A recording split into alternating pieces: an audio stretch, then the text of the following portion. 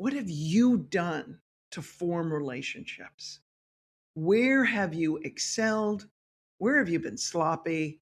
And, where do you need to make some shifts? Because those networks may not be the ones you need to, carry forward as you move on to a new thing. Welcome to Let's Talk, ladies, conversations across generations. I'm MB Roberts, an author and journalist, and this is a podcast where we talk to women from their 20s to their 90s about a bunch of hot topics. We ask questions, share experiences, and learn from each other. And it's not just about older women giving advice. We want to know what younger women are thinking too. So let's get talking. Kelly Hoey is a networking expert. She's a speaker and the author of 2 books on the subject, including her new title, The Social Billionaire, a networking roadmap for women seeking to flourish and achieve more. How about that? I first met Kelly when I interviewed her for Parade magazine back in 2018. Among other things, I was the editor of the What People Earn section. Remember that? If you're old enough, you'll remember that it was the roundup of people's salaries every year. It was a super popular edition. And I was always on the lookout for stories about job trends. And Kelly's first book on networking caught my eye back then. And we met. I'm absolutely intrigued by the topic of networking. How important is it, especially when you're tired or you don't feel like it? I mean, I'm an extrovert or maybe an ambivert, and I often feel that way. Do I really want to schlep out to that happy hour event and make small talk? What if I don't know anybody? What if it's lame? And if I feel that way, I can only imagine how my more homebodied pals are feeling. And I know it's especially challenging for Gen Z and Gen A, I think. But what if you consider networking a little differently? Think of it more like connecting or investing.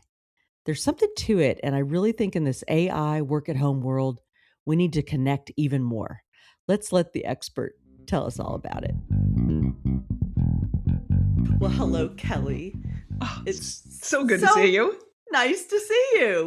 We do go back a little bit, so it's kind of cool to connect again. We met when your first book came out and talked about it, and I've always been fascinated in this topic of networking, and I love that we're connecting it to women today. So, like, what do we mean by networking, Kelly? I mean, do people think uh, oh, I have to be wearing a business suit and have a little name tag? And what do we mean when we say networking? Oh, I think your brain, what you've just suggested is where everyone's brain goes.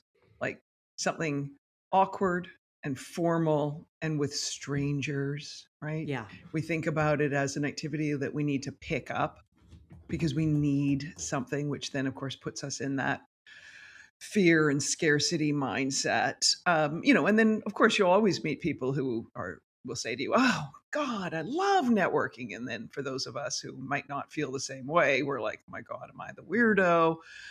So 2 things. One, I look at networking as every single human interaction. And our entry point to become like the entry point to build a relationship can happen anywhere. For you and I, it happened with an interview request. Mm-hmm. Right? For somebody else, the prior podcast I was on, it was, to speak at an event, right? So an entry point could be chatting with someone on an elevator. So the entry point to the potential to have a relationship can be anywhere. It is also an activity that is not dependent on your personality type. The people who typically say they love networking in that overabundant and excited way are typically extroverts. That's right. Yeah. Extroverts, since we were talking technology before we jumped on this podcast, Yes. they're like your iPhone that needs to get plugged in all the time because, right? They are the iPhone that gets plugged in when they're around other people. That's how extroverts get their energy. That's where they get their boost.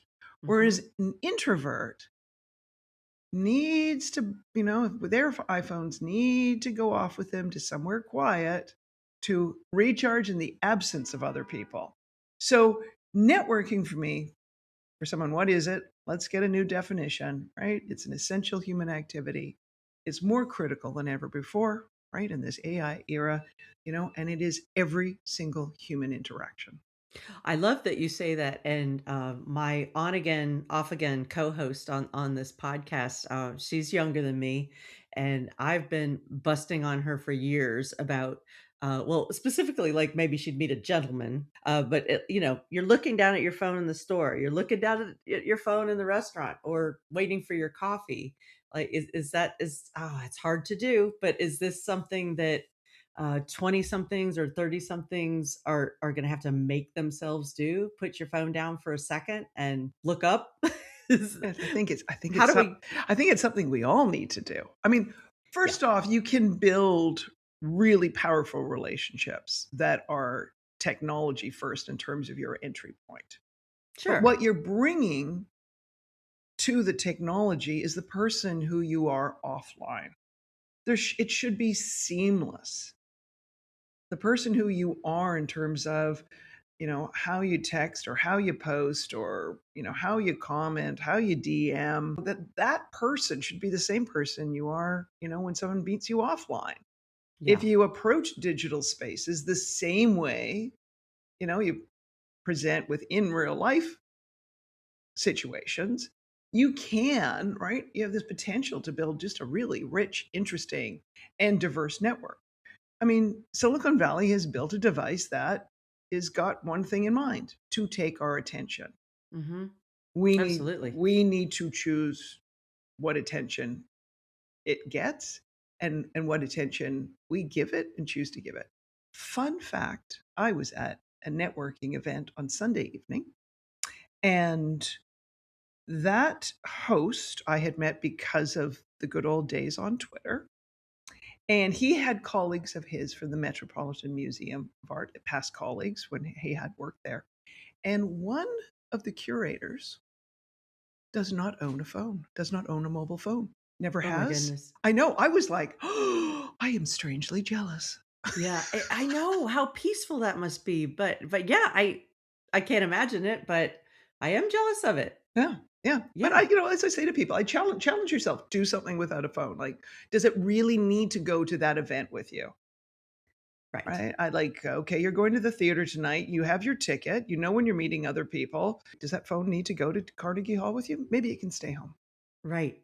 Right? But that is the challenge, but I like that you said though that you can network as yourself. Even, I have text groups that, I feel like, oh, I haven't kind of given to that. I haven't responded like, and maybe as thoughtfully as the other people have. Or I have a friend that I know that I'll see posts on social media, and her replies are always so thoughtful. It's not just a like or good for you. It's, I've always thought you could do that because, it's really Hmm. specific. And I noticed that about her. I think that's the kind of boss she is too. Just gives this. So there are. It doesn't have to be okay. Let me go walk over to this person in the line at coffee, which feels awkward, or even networking event. I like Though that. there's a book coming out on talking to strangers, well researched researcher out of the UK who I respect Oh, profoundly, and there's a profound benefit for our mental health, our well being on talking to strangers, like even if it mm-hmm. is the barista at Starbucks or Yeah, say whatever, in terms of what that does for us as human beings. And again, like thinking about that small talk, which so many people in terms of networking, that's the other thing reason why they dread it. It's like, oh my God, small talk. Um, it's only small if we choose to keep it small. So it's an entry point to possibility, depending on how we choose, you know, like how much of that thread are we willing to pull and how much of that thread is the other person prepared to let out. So, you could just choose to have a, hey, how are you? Have a good weekend. Yeah, I did. How was your weekend? You could choose to have that. Or you could say, wow, when you said you had a good weekend, yeah, like your face lit up. Tell me more. What happened? Like, right. why was it such a good weekend? Right? Or your body language is telling me, yeah, that wasn't such a great weekend. Hey, you don't want to share anything? I'm here for you. Right? What do we choose on both sides to do? What do we offer up? And what are we prepared to enter into that kind of vulnerability dance of building a relationship? Yeah, it's oh, that's so interesting. It's almost like a an art or, I mean, I am actually pretty good at small talk. It's one of my Well, superpowers, yeah, but I play it as a game sometimes, and I know it's not easy for people. I do. well, You you know, need to but be vulnerable and you need to listen. And we listen with more than our ears. And that's, you know, in North America, we're not comfortable with gaps and pauses, right? that's so true. Like the Japanese, they're prepared to 9 seconds, up to 9 seconds. I mean, we have attention span less than a goldfish, and that's 6 seconds. So, you might be rushing into the office and, you see someone on the elevator and you're like, hey, how are you doing? And you're asking it, and then they reveal something, and you might be like, oh, God, I didn't need this messiness on a Monday morning, right? Like, so there's a whole lot of different things into it. But, the ability to be there and be present and solely present with somebody else, and to listen to them is perhaps the greatest gift that we can give to any other person. Pardon the interruption. We hope you're loving this episode, but we hope you'll just take a moment to follow, subscribe, and comment on the podcast wherever you're listening. And follow us on Instagram, Facebook, and LinkedIn. All of this really helps us. Now back to the episode.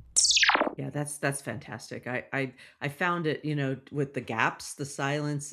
As a journalist, when I first moved to the South many years ago, well, I grew up in Northern Virginia, but it was different in Tennessee, or I'd be interviewing people from the South, and I would constantly interrupt them because there would be a pause, and I'd think, "Oh, that's awkward." So I'd jump in, and they were just getting ready to talk. Joy's ready to spill the good stuff. That's right. So I had to try to learn that, all evidence to the contrary today. Well, why the focus on women? I actually love the idea of your new book. Tell us about that and why the focus on women specifically with networking and how we can benefit from your book, The Social Billionaire. So this book was born out of a conversation I had in late 2019, where Good Morning America asked me to comment on a piece of research that showed, and it was a research out of one of the Ivies in an MBA program, and it revealed that the women who were most successful in this leadership program, in terms of landing the roles they were seeking, as part of this leadership program, the internships, the jobs afterwards, the women who were most successful had a completely different networking structure than anybody else. And they were looking for some expert commentary. And I might have been the contrarian voice in terms of giving the commentary. I was like, this is fantastic news. Because a lot of people were like, oh my God, once again, this shows how women have to network harder, or Right. all that kind of stuff. I'm like, what are you talking about? Someone has just laid out the recipe for success, ladies. Take it and bake it. Let's go. Like, here it is. And once I had looked at that research, I was like, well, this is great. This is very clear, but it's a limited use case. Beautiful study, but this is women in an MBA program Mm. at an Ivy League institution. That's not necessarily every woman. So where does this show up? Lucky for me, a thing called 2020 came in between, when I was asked to do, the commentary and the timing of this book, because there I had this glorious time to fall down the rabbit hole of chasing every footnote and every Mm. research study, and then seeing that this pattern repeats itself. You see it in women entrepreneurs. You see it in women in industries. You see it in women in education and not for profit, and whether they're in management roles or the higher echelons. And what it came down to, beyond the network, which was very important, we can get into the particular structure, was, as I like to say, focus. Like, what are your goals, your opportunities, and your values? Are you aligned there? Right? Are you clear on what you're pursuing and why and where you're pursuing them? Grit, your mindset, your time allocation, and your self-care. Right? The good old adage, or the good old statement they always say when you're on an airplane, put your mask on before you help others, right? Like, Right. how are we going to be, the highest performing women we can be if we're not looking after ourselves? And Right. then the There has third, to be rest in there. There yeah. has to be built in. Yeah. And then the third part was the network. It was some high impact networking strategies, and it was those social emotional relationships. And recognizing if we focus on the networks, you got to give the right network the right job to do. The person who cares for you, loves you dearly, and thinks everything you do is wonderful may not be the best person to tap for your network or your career. Right. You actually might Right. be disappointed or frustrated when you do that. Right. Um, but on the network, what it showed, and let me go back to this original study that I was asked to comment on because it was sort of beautifully clear. What they showed was in this leadership program, the women who networked like the successful men didn't do as well.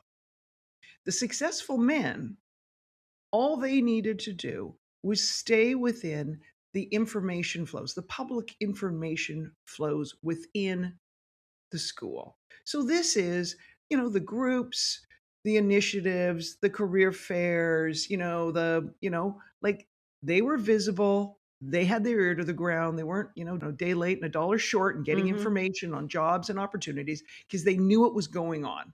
They were central in those information flows and they knew they had that information and they knew where they could go and see, to verify it very quickly. So the women who followed that example of the men, they didn't do as well. With the women who did as well or better than these men, what they did was, yes, they were also central within these information flows. They knew what was going on. And the kicker was they had an inner circle, cohort or clique, not exclusively, but primarily of other women who were like minded. Mhm. So, likely other women in this leadership program. And these women each had diverse networks. Now, that sounds like a lot, like minded. What does that mean? That means someone else who might be equally driven in terms of pursuing a goal in the professional or business realm. Okay. And diverse networks, well, you're all not coming from the same school, the same Mhm. jobs, the same industries. Like, they're bringing different ideas, they're Oh, bringing you that different. would be your goal, absolutely. Yeah, Yeah. comparable, but, not identical experiences, right? So, say you were in the pharmaceutical industry and you were in pharmaceutical sales. Well, surrounding yours there may be times sitting around as a woman with other women in pharmaceutical sales would be a good thing because that is a unique, very male-dominated field, right? You Mhm. might need that. But if you were like, "Oh, when I finish in pharmaceutical sales, I'm really hoping to do something else," you might say, "You know what? Where are other women who've got, maybe a sales background? Where are there other women who are in different industries that," right? Or maybe there are a few women in your field and you're like, "Oh, I should surround myself with other women who come from fields where there are few of us in these type of roles." Oh, right, that would be Um, a way to go. Yeah. Right, right. And so they may say, "Oh, yes, I've had the same experience in my industry, and here's how I approached it." So, what it was with having this inner circle, it's like, kind of, like having, like, I want to say, like being mafia don and, calling the other, the other leaders of the other families around saying, "Here's what I've got going on. What have you got going on? How can I help you? What can I do for you? This is what I need. Here's what I'm," and all of them giving insights. So you could see it in this women's leadership programs. Like, say, for example, someone was applying for, a job at one of the big Wall Street investment banks. Someone else says, "Oh, my cousin works there. Let Mhm. me ask them what's going on." Right? Give me who do they say you're interviewing with? Okay, let me ask my cousin if they know them or what the scoop is, right? Or they could say, "Oh, I worked there last summer. Here's the deal. This is what you need to put on your resume. This is what you need to wear to the interview." And if they say, business casual, you got to wear a suit because that's what that inner circle does. But you can't just have an inner circle and not the being in the, kind of it's visible and central in the public information flows.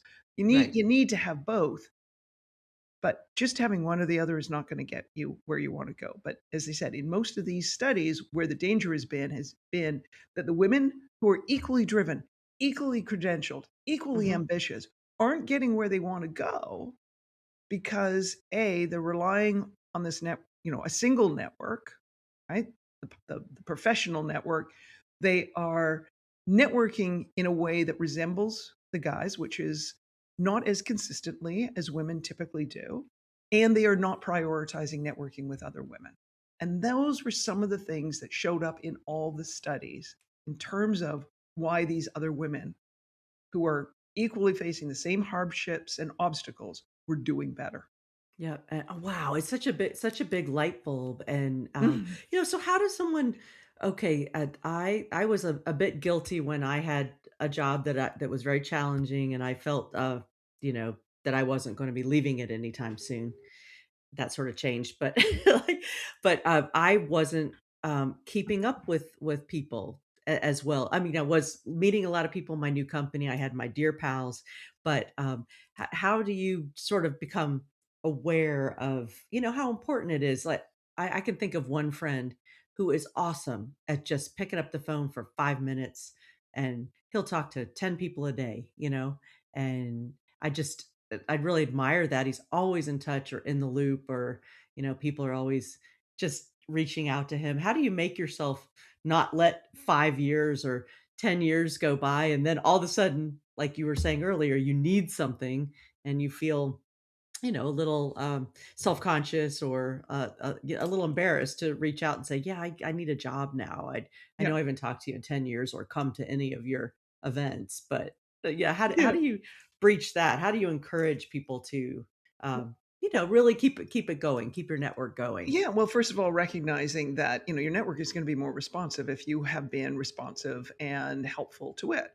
And we've also touched on this. Some of this is, like writing a more thoughtful comment on someone's LinkedIn post. So some of this, I love the idea that this guy he's got a list of people that he just works down saying, who am I going to call today? Right.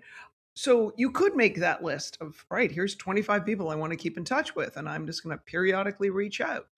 That's an amazing thing to do. But there are ways that we can do this that keeps those good memories and stuff alive, right? And that's where technology is such a benefit to us today because, you know, we're not, I mean, all of our friends and, network connections who are posting and podcasting and, got their Substack and whatever, they're not doing it because they don't have anything else to do. And for the rest of us, it gives us, oh, this is what they're interested in, right? And so someone like they know you've got a podcast, they haven't talked to you in a while. They could listen to a few of your episodes and then reach out. I know it's been a while, but here's what I've been up to. And I discovered your podcast. This is amazing. Blah, blah, blah, blah, blah. By the way, when you have some time, right? It also, to dial it back, comes back to when I think this because there is studies on sort of this lapse of time issue. We're all busy. Let's just start with that. We shouldn't feel guilty. We are all busy. People have busy, messy lives. Even if you had been calling and reaching out, the person could be silent on the other end Mm, because, they who knows what they're going through in their life. Could be all sorts of things. Um, but if you have had a good relationship with someone and you reach out in a thoughtful way, that, lapse of time of talking to someone completely collapses. mhm, It's like you were sitting together yesterday. So this is where, go back to when we talked about what's the definition of networking? Every single human interaction. How have you been showing up? If you were not that good colleague, if you were not that, good classmate, if you were, if you sucked as a, dorm mate and, you were kind of a lousy boss and, whatever, I don't care if it was yesterday, the week before or 10 years ago, no one's going to want to hear from you. But if you were that decent person on a daily basis, right? You said hello, you directed to someone some information, you contributed in a meeting, whatever it may be, mhm, people are going to have no problem talking to you. That lapse of time is just not going to matter. right. But on that, one of the things in the new book, right, almost from the beginning, I have people do is a network audit. And part of that is because we think of networking as where we started this podcast is talking to strangers. I'm like, yeah, let's talk about your network. That's that thing you formed by your choices, the activities, the way you've shown up, where you've decided to prioritize your attention. What do you got there? Let's start there. And that may show you where there's gaps. It may show you where there's opportunities. It is also a big place for reflection. What have you done to form relationships? Where have you excelled? Where have you been sloppy? And, where do you need to make some shifts? Because those networks may not be the ones you need to, carry forward as you move on to a new thing. Yep, that's right. And I know you've talked many times in your newsletter and your book about being thoughtful about your network. Like I caught myself, I was really going to a lot of things in Nashville, getting ideas for podcast guests or trying to get more listeners or just trying to build it. And I kind of exhausted myself. I had this 2 week period where I was saying yes to everything. And then I realized I need to be a little more, where are the people that I have things in common with hanging out? Or, I go to the Nashville Podcasters meetup. Yeah. It's because Yeah. that's great. I always get something or someone gets something from me, But things you know like what? that, or I want to women's groups. challenge you on that running around. There's times when we need to run around because Mm, then we know where we need to direct our attention. Right? So you might say, "Oh, yeah, like I remember did this when I had a startup accelerator." I mean, I said yes to everything like you, and then I was like, "Okay, on the basis of this running around, mhm. where are the communities and the opportunity, like where I can build the greatest relationship? Where are the networks?" And you may have these in Nashville that you've discovered. You're like, "You know what? I just need their newsletter. I'm gonna get everything I need from that. I don't need to show up." I mean, I remember once, yeah, it was like 3 or 4 events on the same night in the startup community in New York. And I looked at it and I plotted which one I was going to go to first, second, third, fourth, based on the transit system. Let's start up, at Oh 125th and my just gosh. wait my way down to 3 line, whatever. It was something as crazy as that. But I was like, I don't need to be here for an hour. I can walk in and judge, okay, like how do they greet people? What's the dynamic? What are they talking about? Is this my tribe? Some of the events I was only at for 15 or 20 minutes because I was like, okay, now I know what they're about. Nope, don't want to spend time here. Check. Relieves the FOMO, Yeah. relieves the, other people pressuring you to attend. So there are those times where we're going to have to pull up our big girl networking pants and do a lot of things. But what's the goal? You had a new podcast. So what's your Mhm. goal? Okay, I need to find out, I need to find some guests. I need to find, some like minded podcasters so I can get information from. I need to, okay, what are the networks for each of those? Now, how do I engage with them? So, in some cases, it might be the monthly meetup. Others, Mhm. it might be, I just get the newsletter or I'm part of their LinkedIn group. Good to go. Well, I think so much about 20 and 30 somethings right now, just how different the world is. So much working at home that wasn't available to us. Uh, People just weren't doing it. How important is networking if you're a 25-year-old and you're working at home? How do you make yourself start and get out there and realize that if you don't have coworkers that might really help you to find some people that you can lean on or have fun with or, whichever. How important is that? I mean, I think for all of us. I mean, but it's I think it's particularly acute with that younger generation because there was a whole lot, yes, COVID, but a whole lot before that. Mhm. In turn, Technology, yeah. technology, um, that passing on of either knowledge or the passing on of, how they engage with other people, right? Like how many times you walked into a room of, 8 to 10 year olds and they're all got their faces in a device, right? Like and it's great they're communicating each other, but they're not doing it eyeball to eyeball. They're doing it eyeball to screen to text to each other, Mhm. right? So some of that distancing from other people has started well before they're 25 and in the workforce, right? If you don't have the luxury of going away to college and living in a dorm, right? You're also getting isolated from that. You think about where else do you sort of have a ground to build relationships and have to figure out how you get along with other people and how you work as a team or Mhm. all of those kinds of things. And so there's a whole lot of things that have happened over such a long time to distance ourselves from other human beings. But the reality is, right now, maybe more acute than ever before in this sort of AI Wild West, human relationships are more important than ever before. I mean, the frustration of younger people that they're not getting interviews, but all they're doing is, submitting through a job portal, and they're thinking Mhm. magically that job portal is going to spit out a job, right? Yes, we all want to get hired on our merits, but someone needs to showcase your merits to a human being who is making a hiring decision. Um, you by working at home all the time, thinking you've mastered all this, where are you missing out on? Maybe a lead to another job. Where are you taking longer to get up the learning curve than if you'd been sitting in an office watching somebody else, right? How could you have attained mastery if you had sat in on a meeting and watched how somebody else handles a difficult or contentious issue, or how someone is masterful on a sales call if you're not sitting there and learning?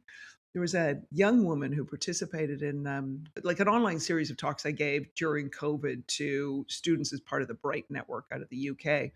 And she is now in Toronto, and she's working in insurance. And she reached out. She said, first of all, I was so proud of her. That she stayed in touch. Secondly, there was a job that opened up. She'd come in at some sort of entry job, and there was a job that opened up that was in a different department. And it was one of those things that it was a stretch job, but she thought, you know what, I'm just going to go for it, right? Like maybe I don't have all the qualifications, but you know what, I'm going to go for it, right? Sounds So like what a man would do. exactly. So she applies and she gets the job. Oh my gosh. And she was reaching out to me because, God bless her, she had the tenacity to say to the hiring manager, she's like, "Why'd you hire me?" Right. Like, tell me why. Okay, now that I'm here, give Yeah. me the Okay. scoop. Why? There was a lot of good people applying for this. Why'd you hire me? And he Right. looked at her and he said, "You are the only person who networked outside of your department." So even people with her in that silo at the insurance company that he Yeah. was leading, there was people who just stayed in that silo. And she was out like meeting people in all different parts of the company, like a volunteer day at the company. She went and worked with other people, and she was part of the different, employee resource groups. And because she was also, besides being in a new job, she was in a new city. So getting involved in all these things was part of like, let me build up a social circle in a, strange new place. So he saw that. He's like, oh, you can learn the rest of this stuff. I don't care out of 10 things I needed in, the job description. I don't care how many of those you met. You can learn those. But this is why I hired you, because you aren't staying in a silo. And I need people who are bringing all those different relationships and perspectives to this function. And so that's why she reached out to me. And I was like, so she was thanking me for my advice and my mentorship I'd given her over the couple of years. And I was just sort of like, yes, Grasshopper, you have got this. Oh my gosh, what a great feeling. No, I think we have events for our podcast a couple times a year just to celebrate the launch of an episode, and I a couple of new people came to the event this year, and I just thought it was so brave, even if you're an extrovert, to kind of walk in by yourself and just say, I'm going to go see what I see. I do. I cheer it. I think it's well, fantastic because well, that can be scary. right. Well, that's why I say to people, understand why you're walking in the room. And Hmm. and the reason, like why you make, and when walking in the room could be walking onto Substack or walking onto LinkedIn versus Right. walking into an event. But why are you walking into that room? And discovery is a perfectly valid reason. I want to know what's going on. Yeah, to Right? see what this is about. Yeah, Right. exactly. I'm walking into this room because I love this podcast, right? I want to go in there and meet, who's behind it. I've been listening to their voice for years, and I've got this opportunity to see the face behind the voice. I'm going to walk into that room. It's when we don't know why we're in that room that I think the anxiety level ratchets up to, an exponential degree. So when someone says to a young person, get out there and network, right? You're like, oh, okay, I'll sign up for these things. And then you're standing there going, why am I here? I'm supposed to network. Like, what does that mean? As Right. opposed to, you know, I say sort of behooves those of us with, more gray hair and experience to say to someone, here's, lay it out for a younger person. Here's some of the reasons why. Okay. Now, let's talk about where you think you want your career to go. All right. Like, you know what? Here's where I would start. Why don't you go and join this employee resource group? Right. Listen, you really enjoyed working on that, volunteer project, for our last employee, volunteer day. The committee's always looking for new people. why don't I put your name forward? This is going to give you this chance. Lay out some of these things and the explanations and show them how to do it, because you may be frustrated that they don't know, but it's more frustrating if they don't do it. So, That's you right. know, That's right. Absolutely. Oh my gosh. Well, hopefully that's given somebody a little spark today. And so I'm going to read that. I love the subtitle of The Social Billionaire is the new book, a networking roadmap for women seeking to flourish and achieve more. That is a magnificent goal. And you've got a great newsletter, Build Your Network, and can find Kelly on LinkedIn and get a lot of really cool tips. So thank you again for being here, and congratulations on the book, and keep up the great work. thank you. And let me know when you're having your, podcast party. I love any excuse to get to Nashville. Oh, would you come? Yes. Or we'll live stream you in. This will be this is if anybody's awkward, go stand over here next to this avatar. She'll keep you company. No, I would love to have you. That would be fantastic. So Keep me posted. And that's a wrap for this episode of Let's Talk, Ladies, Conversations Across Generations. We'd love to hear from you. If you like this episode, please subscribe to the show on Apple, Spotify, or YouTube. And you can comment on the episode on any of these platforms. We love the feedback, and it also really helps us with sponsors. So leave those comments. We so appreciate it. And follow us on Instagram and Facebook. You can also send us an email at ltlconversations@gmail.com or leave us a voicemail at 629-888-3542. See you next time on LTL.